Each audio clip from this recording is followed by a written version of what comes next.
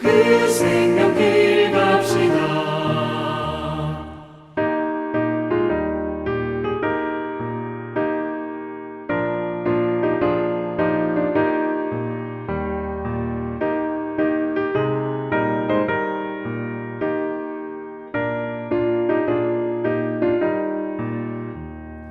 구원의 문 열렸으니 주의 공로 힘입어 주저 밟고 들어가서 생명길로 갑시다. 구원의 문 닫힌 후에 들어가고 싶구나. 한 번 더 구원의 문 또 열려지지 않으리. 구원으로 인도하는 그 좁은 문 들어가 영생으로 인도하는 그 생명길 갑시다.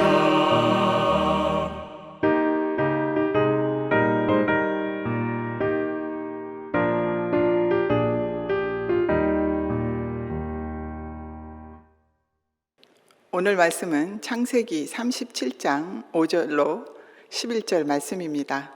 함께 읽겠습니다. 요셉이 꿈을 꾸고 자기 형들에게 말하매 그들이 더욱 미워하였더라. 요셉이 그들에게 이르되 청하건대 내가 꾼 꿈을 들으시오. 우리가 밭에서 곡식 단을 묶더니 내 단은 일어서고 당신들의 단은 내 단을 둘러서서 절하더이다. 그의 형들이 그에게 이르되 내가 참으로 우리의 왕이 되겠느냐, 참으로 우리를 다스리게 되겠느냐 하고 그의 꿈과 그의 말로 말미암아 그를 더욱 미워하더니 요셉이 다시 꿈을 꾸고 그의 형들에게 말하여 이르되 내가 또 꿈을 꾼즉 해와 달과 11별이 내게 절하더이다 하니라. 그가 그의 꿈을 아버지와 형들에게 말하매 아버지가 그를 꾸짖고 그에게 이르되 내가 꾼 꿈이 무엇이냐? 나와 내 어머니가 내 형들이 참으로 가서 땅에 엎드려 내게 절하겠느냐? 그의 형들은 시기하되 그의 아버지는 그 말을 간직해 두었더라. 아멘. 기도하겠습니다. 좋으신 하나님 아버지 감사합니다. 오늘도 우리에게 새로운 날을 허락하시고 새로운 생명을 허락하신 하나님 아버지, 저희에게 주신 그 생명으로 오늘도 주님을 바라보게 하시고 주님을 소망하게 하시고 하나님 앞으로 나아가는 저희들로 축복하여 주시옵소서. 주님의 이름을 부르는 자, 주님을 찾는 자들에게 오늘도 하나님께서 한량없는 은총으로 더하여 주실 줄 믿고 감사하며 우리 주 예수 그리스도의 이름으로 기도합니다. 아멘. 할렐루야. 때를 따라 돕는 주님의 은혜가 함께 하시기를 축복합니다. 사람은 누구나 꿈을 꾸며 살아갑니다. 자면서 꾸는 꿈도 있고 미래를 향한 꿈도 있습니다. 꿈과 비전은 우리가 살아가면서 원하고 바라는 것을 향해 품은 마음입니다. 그러기에 우리는 모두 꿈을 꾸는 사람들입니다. 꿈은 시간이 지나가면서 그리고 나이가 들어가면서 바뀌는 경우가 많습니다. 어렸을 때 꿈은 사춘기가 되면 바뀌고 또 성인이 되면 현실적 꿈을 꾸며 미래를 위한 목표를 세우고 열심히 달려갑니다. 저도 꿈이 있었습니다. 어렸을 때 꿈은 선생님, 가수, 대통령 등등 그때그때 좋아 보이는 것들이 꿈이라고 생각했습니다. 사춘기를 지나면서 본격적으로 꿈을 꾸게 되었습니다. 저의 꿈은 돈을 많이 버는 게 꿈이었습니다. 세상에서 성공하는 것이 꿈이었습니다. 예수님을 제대로 알기 전까지 그 꿈은 계속 되었습니다.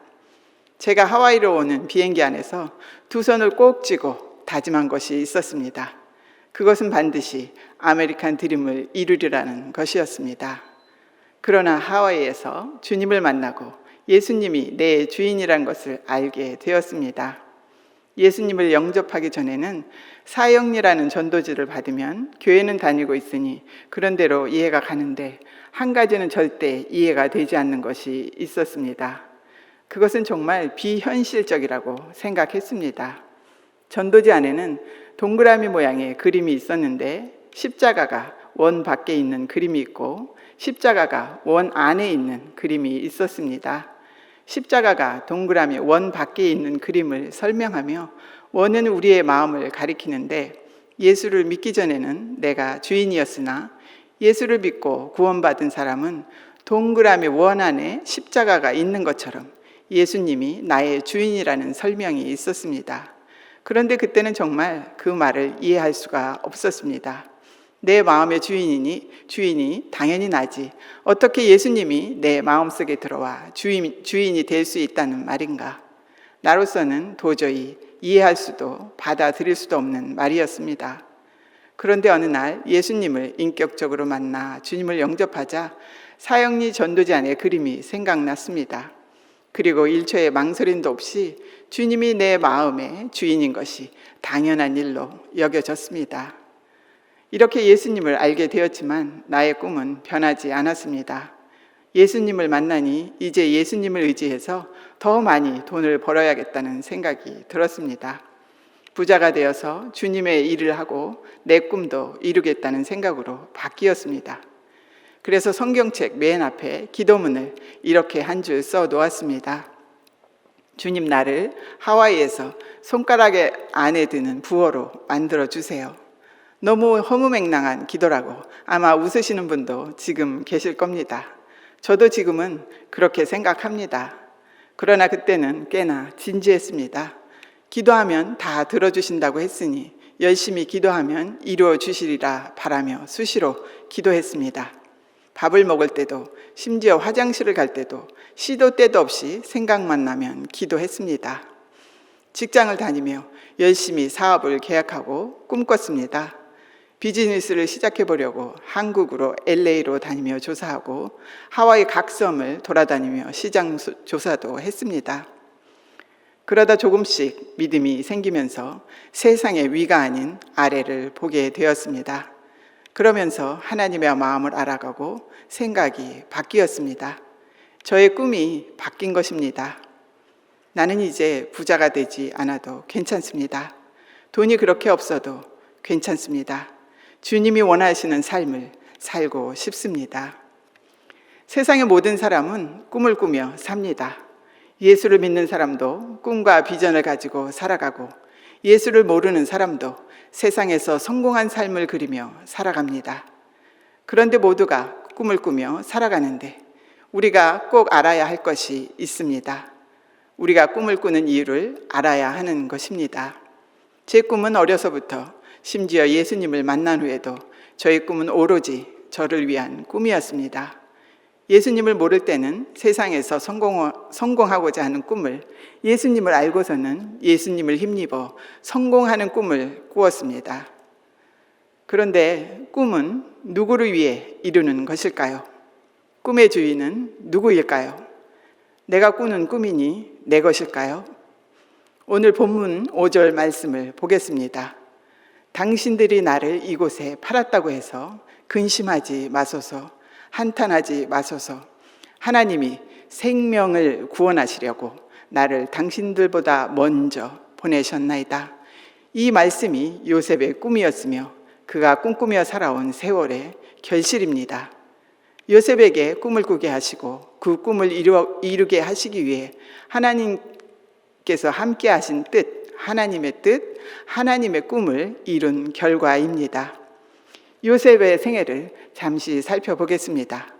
요셉은 야곱의 11번째 아들로 태어나 용모가 준수했고 아버지의 사랑을 제일 많이 받은 아들입니다.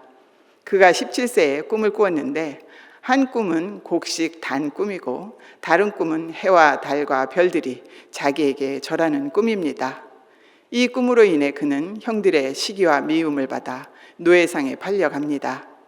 팔려간 요셉은 노예가 되었지만 불평하지 않고 하나님을 믿음으로 신실하게 행하여 애굽의 시위대장인 보디발의 집에서 집안의 모든 책임을 맡는 위치가 됩니다. 그러나 보디발 아내의 유혹을 뿌리침으로 인해 그는 감옥에 갇히게 됩니다. 하지만 그곳에서도 하나님이 함께 하심으로 간수장의 신임을 받았습니다. 그리고 떡 굽는 관원장과 술 맡은 관원장의 꿈을 해석하게 되고 그 일로 인해 애굽 왕 바로의 꿈까지 해석하여 요셉은 마침내 애굽의 총리가 됩니다. 세상에는 기근이 심하여 모든 먹을거리가 없어졌지만 애굽은 요셉으로 인해 기근에 대비할 수 있었습니다. 그래서 모든 나라 사람들이 애굽으로 식량을 구하러 오게 됩니다. 야곱과 그의 모든 식솔들도 요셉에게 양식을 얻으러 오게 되고 요셉은 그의 형제들과 아버지를 만나 애굽 땅 고센에서 살아가게 됩니다. 이것이 이스라엘 민족의 시조입니다. 요셉 한 사람이 하나님의 꿈을 꾸고 이름으로 구원의 역사를 이루어가는 것, 이것을 우리는 주목해서 보아야 합니다. 이 내용의 단면만을 보면 요셉의 꿈이 이루어진 것입니다. 그 꿈을 향해 살아온 요셉은 성공한 인생이 된 것입니다. 그러나 우리는 시야를 넓혀 보아야 합니다. 요셉의 꿈이 이루어진 것만이 아니라 요셉을 통해 이루신 하나님의 계획하심을 볼 수 있어야 합니다. 하나님께서는 이스라엘 민족을 향한 뜻을 요셉의 꿈과 함께 이루어 가시는 것이었습니다. 아브라함을 복의 근원으로 부르신 하나님의 뜻, 세상을 향한 하나님의 꿈을 우리는 요셉의 생애를 통해 볼 수 있어야 합니다. 5절 마지막 부분을 다시 한번 읽어드립니다. 하나님이 생명을 구원하시려고 나를 당신들보다 먼저 보내셨나이다. 요셉은 하나님의 꿈을 꾼 사람입니다. 어려서는 나의 꿈이라 생각했겠지만 고난의 삶 속에서 신실한 믿음으로 하나님을 바라본 요셉은 하나님의 꿈을 이해했을 것입니다. 그래서 그는 자신을 노예로 판 형들과 재회했을 때 미워하지 않았습니다. 동생인 자신을 노예로 판 형들이 왜 밉지 않았겠습니까? 노예로 산 그 세월이 왜 원망스럽지 않았겠습니까?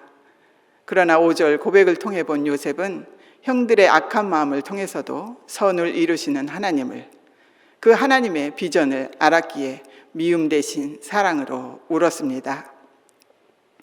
이렇게 하나님께서는 자신의 꿈을 우리를 통해 이루시는 하나님이십니다. 우리도 하나님이 주시는 꿈을 꾸어야 합니다. 그렇다면 하나님의 꿈이 무엇일까요? 하나님은 자신의 꿈을 이사야서를 통해 말씀하시고 예수 그리스도를 통해 완성하셨습니다. 이사야서 61장 1절에서 3절입니다. 주 여호와의 영이 내게 내리셨으니 이는 여호와께서 내게 기름을 부으사 가난한 자에게 아름다운 소식을 전하게 하려 하심이라. 나를 보내사 마음이 상한 자를 고치며 포로된 자에게 자유를, 갇힌 자에게 노임을 선포하며 여호와의 은혜의 해와 우리 하나님의 보복의 날을 선포하며 모든 슬픈 자를 위로하되 무릇 시온에서 슬퍼하는 자에게 화관을 주어 그 죄를 대신하여 기쁨의 기름으로 그 슬픔을 대신하여 찬송의 옷으로 근심을 대신하시고 그들이 의의 나무 곧 하나님께서 심으신 그 영광을 나타낼 자라 일컬음을 받게 하려 하심이라. 아멘. 이사야서를 통해 보여주신 하나님의 꿈입니다. 예수 그리스도께서 이 땅에 오셔서 이 꿈을 이루어 주셨습니다. 누가복음 4장 6절 이하를 보면 예수님께서 안식일에 회당에 들어가 이 말씀인 이사야서를 펴서 읽으신 후 회당에 있는 사람들에게 말씀하십니다. 누가복음 4장 21절입니다. 이에 예수께서 그들에게 말씀하시되 이 글이 오늘 너희 귀에 응하였느니라 하시니라. 예수님께서 회당에 있는 유대인들에게 이사야서 61장의 말씀을 읽으신 후 그 말씀이 오늘 이루어졌다고 말씀하신 것입니다. 이것이 바로 하나님의 꿈입니다. 이사야서를 통해 우리에게 들려주신 그분의 꿈을 하나님 자신이 인간이 되어 이 세상에 오셔서 친히 이루신 꿈, 가난한 자, 포로된 자, 눈먼 자, 눌린 자를 자유케 하시고 그의 은혜를 전파하게 하시는 하나님의 꿈입니다. 그 꿈을 우리도 꿀 수 있기 바랍니다. 이사야서 61장 1절을 다시 봅니다. 주 여호와의 영이 내게 내리셨으니 이는 여호와께서 내게 기름을 부으사. 성령께서 꿈을 이루시기 위해 우리와 함께 하십니다. 사도행전 2장 17절을 보겠습니다. 하나님이 말씀하시기를 말세에 내가 내 영을 모든 육체에 부어주리니 너희의 자녀들은 예언할 것이요 너희의 젊은이들은 환상을 보고 너희의 늙은이들은 꿈을 꾸리라. 하나님께서는 가난한 자에게 복음을 전하게 하시고 갇히고 눌리고 눈먼 자에게 주님의 은혜를 전하게 하시려 우리에게 성령을 부어 주십니다. 성령의 기름을 부으셔서 우리를 세상으로 보내십니다. 성령 받은 우리는 복음을 전하고 은혜를 전파하는 하나님의 꿈을 꾸는 사람들입니다. 사도행전 2장 21절입니다. 누구든지 주의 이름을 부르는 자는 구원을 받으리라. 다시 한번 읽습니다. 누구든지 주의 이름을 부르는 자는 구원을 받으리라. 이 말씀이 바로 세상을 향한 하나님의 사랑입니다. 세상 모든 민족을 구원하시기 위한 하나님의 계획을 꿈을 꾸는 사람들과 함께 이루기를 원하시는 하나님의 마음입니다. 꿈의 주인은 하나님이십니다. 우리가 꿈을 가지고 비전을 가지고 달려가는 것은 하나님의 꿈을 이루어 드리기 위해서입니다.